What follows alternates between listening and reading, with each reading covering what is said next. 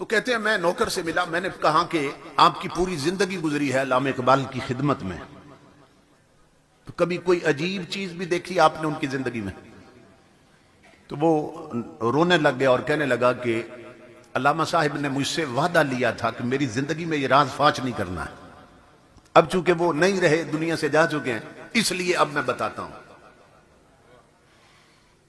मैंने कहा क्या बात? कहने लगे कि एक रात मैं अपने कमरे में सो रहा था, रात के 3 बजे का वक्त होगा, 2, 3, 4 बजे का वक्त, पिछला पहर था।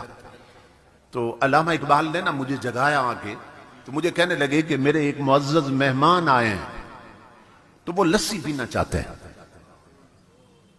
और जाओ कहीं से ताजा लस्सी बनवा के लाओ। वो नौकर कहता है मैं उठा और परेशान हुआ कि इस वक्त मेहमान आए हैं और लस्सी पीना चाहते हैं, तो ये लस्सी पीने का कौन सा वक्त, और इस वक्त लस्सी कहां से मिलेगी? खैर मैं नौकर था, अब क्या करता। मैं किचन की तरफ गया, बर्तन उठाना चाहा, इकबाल ने कहा मैं खुद धो के देता हूं। इकबाल ने अपने हाथों से ना बर्तन खुद धोया और मुझे दिया, कहा जाओ लस्सी लेके आओ। मैं आंखें मलता जा रहा था गली में, अब लस्सी कहां से मिलेगी इस वक्त? कहता मैं इसी मखमसे में था कि जब गली का मैंने मोड़ काटा ना, तो मैं देखकर हैरान हो गया कि एक खोखा बना है, एक बाबा बैठा और लस्सी बना रहा है।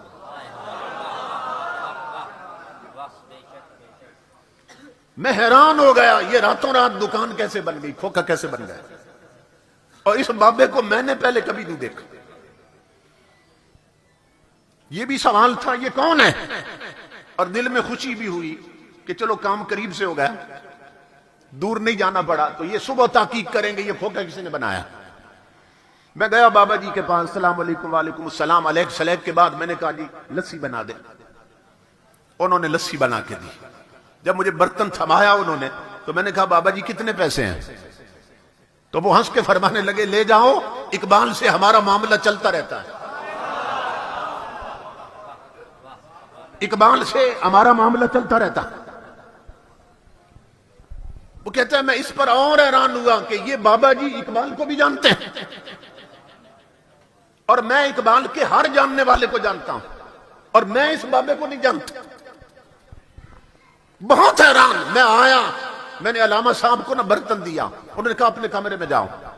मैं अपने कमरे में बैठा था चारपाई पे, वो मेहमान की खिदमत में गए और लस्सी पेश की।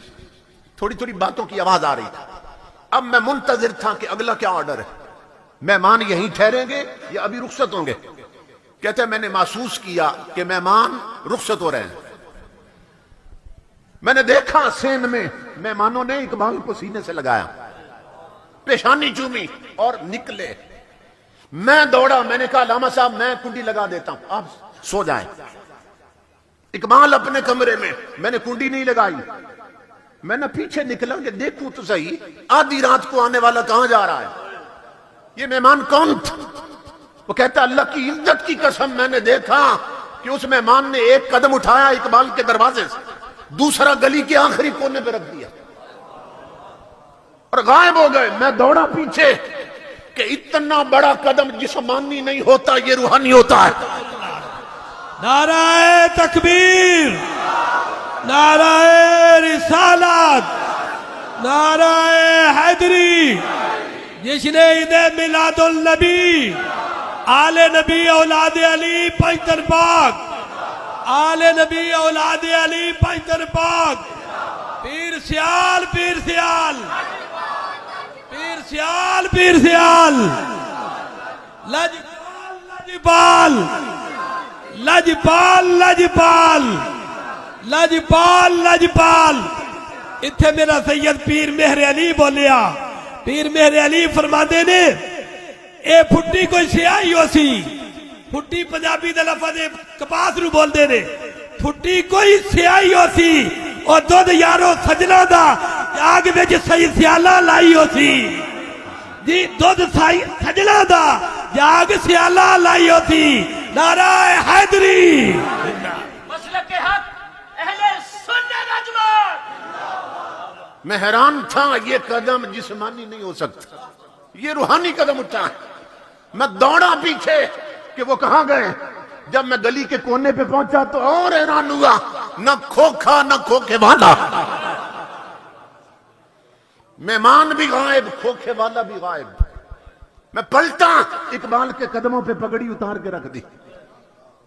मैंने कहा कलंदर लाहौरी, मुझे बता ये आने वाले मेहमान कौन थे, और अब ये भी बता खोखे वाला बाबा कौन था।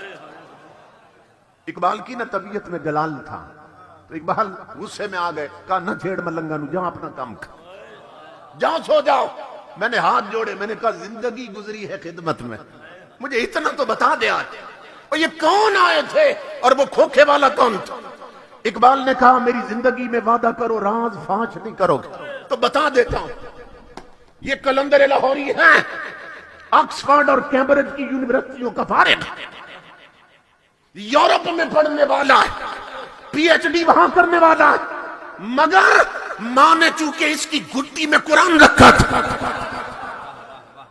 इकबाल ने अंग्रेजी बाद में पढ़ी, मोहम्मद अरबी की शरीयत पहले पढ़ी थी। इकबाल कहने लगा वादा कर राज फाश नहीं करेगा जिंदगी में। मैंने वादा किया। इकबाल ने कहा सुन, अल्लाह की इज्जत की कसम, आने वाले गरीब नवाज थे और खोखे वाले दाता अली हुजवेरी थे। अजमतो शान औलिया कराम, अजमतो शान औलिया कराम। इसीलिए इकबाल कहता है death does not exist, it is life that is the predominant reality not death. कहता है मौत का कोई वजूद नहीं, कब्र के बाहर भी जिंदगी थी, कब्र के अंदर भी जिंदगी।